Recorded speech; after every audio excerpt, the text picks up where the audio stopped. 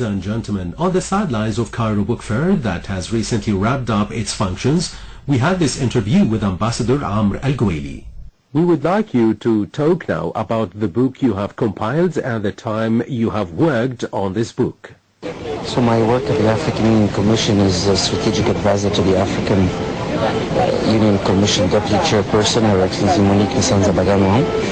I do advise on more or less what we can call the big issues, that is the overall direction for the African Union, including and in particular the program and budget related issues, but also last year the overall cooperation with the United Nations as a sister organization, as well as the outreach of the African Union to the African diaspora, so all the people of African descent. And that is why the work of your radio station in linking the African expatriates, African diaspora from Egypt is very much of high value and receives higher appreciation, since we need to keep our Africans linked to our mother continent all over the world. As part of the Egyptian diplomatic sector, tell us more about the key role Egypt plays in the African countries and how you point out that role. So indeed, I am part of the Egyptian diplomatic service, Egyptian Foreign Ministry, being now detached to the African Union Commission, and I'm proud of the two affiliations. Egypt plays an important role in forging African unity, in reinforcing efforts for regional integration, as well as for positioning Africa globally in a leading position which it deserves. As I said, currently I am detached to the African Union Commission, and hence my full-time work is with that esteemed body. However, I do keep some cultural activities, if you may say so, with the Egyptian Diplomatic Corps, particularly through the Diplomat magazine, which is issued by the Egyptian Diplomatic Club, as I'm now the editor of the book review section, which focuses on readings that relate to the profession of diplomacy. And through that, I've also been attending the Cairo Book Fair, and hence my current visit to Cairo, Egypt, a visit that I highly cherish and appreciate. How can we work on uniting the African youth in terms of their continental backgrounds? I am glad you asked the question about African youth, because Africa, I think, one of the most genuine and reflective means that it could highly, promote is Africa as a young continent. The percentage of youth population in Africa is among the highest, if not the highest, in the world, and hence this democratic dividend is one of the benefits, one of the advantages that our dear African continent enjoys and should celebrate. And in fact, we do have a Women, Gender and Youth Directorate in the African Union Commission, whose main focus is on promoting the youth agenda, if we may call it so. But particularly this year, 2024, is also the year of education. That's the theme of the year of the African Union Commission, or the African Union in general, not even the Commission only. And education is actually a main contributor to youth empowerment. Hence, we are very much looking forward that this year of education will be moving forward the youth agenda as well, almost by definition, and particularly through activities that focus on how we can make education more relevant for the workforce needs, and hence empower African youth to contribute directly to the economic development and social development of our mother continent. Hello and welcome, sir. It's such a great opportunity to be able to do this interview with you.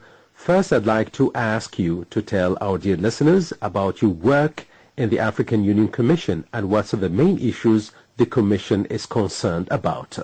Indeed, boosting African economies is one of the major goals, objectives of the African Union, and in fact this year is going to witness in a couple of weeks, actually during the African Summit, the launch of the evaluation of the first 10-year plan of Agenda 2063, the Development Agenda of Africa, the Africa we want, that's the STEAM, and as well as the launch of the second 10-year plan. So by realizing Agenda 2063, you would actually be contributing directly to the flourishing of African economies. Also, Agenda 2063 has a number of flagship projects, of which is the establishment of the African Continental Free Trade Area, and that was the theme of the year for 2023. So there have been quite a few activities to highlight the features of that flagship project of the Free Trade Area, also of raising awareness and establishing a number of exhibitions that bring it closer to the private sector. Tell us from your own point of view about the importance of the International Book Fair. So indeed, preventing conflicts and managing those which have elapsed and preventing also the relapse of any conflict is a high priority for the African Union Commission. The African Union has what we call the African Peace and Security Architecture, which covers the spectrum of conflict management, from prevention to management to resolution and to sustaining peace. It is one of the most advanced systems in any regional organization, and something that we should be proud of. Now, of course, the challenges are also quite overwhelming. But we always trust when the leaders meet every February in Addis Ababa at the AU headquarters, that will devote a substantial part of their deliberations for the peaceful resolution of conflicts wherever they are, and the prevention for any conflict that may arise in the future. So the linkage between peace, development, and humanitarian activity is a nexus that also the African Union Commission is working on, and we invite all the listeners to promote the culture of peace in their own countries, and hence that would spill over the whole continent. What current projects are the African countries undertaking to boost African economy? Thank you for showing interest in my book. It is actually probably the first experiment ever in the African world, in the African continent, in the Arab world, to have the graphic studies of the publishings of the books published by Egyptian diplomats since its establishment as a republic in the mid-50s or in the early 50s, and the book also attempts to analyze the contribution of writings by diplomats to diplomatic studies, to public diplomacy, to literature, to historiography.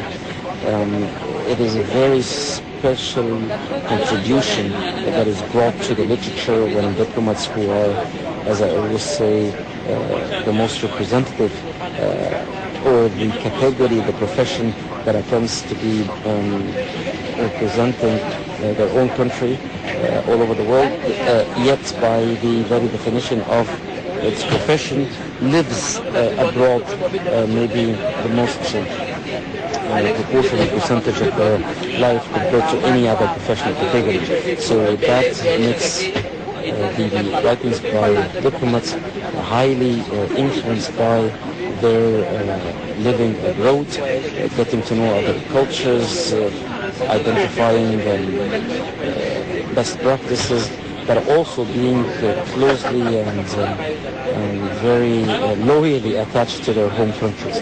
And I believe that the more we explore these writings, the more we actually add to the literature a genre that is very special and that merits a lot of attention from all of us. You have been listening to an interview with Ambassador Amr Aljwaily on the sidelines of Cairo International Book Fair. Now, ladies and gentlemen, we have come to the end of our English transmission for today. One item left, which is the news headlines and our final news update for today. Egypt's ambassador to Romania, Mayar Adel, stresses that targeting the Palestinian state of Rafah and Israel's blocking of the delivery of humanitarian aid to Gaza is part of its policy. EU Foreign Policy Chief Joseph Borrell says the situation in the West Bank poses a major obstacle to finding a long-term solution for peace. British Labour leader Keir Starmer says that there should be a lasting ceasefire between Israel and Hamas. The United States conducts 5 self-defense strikes in areas of Yemen controlled by the Iranian-backed Houthi militia.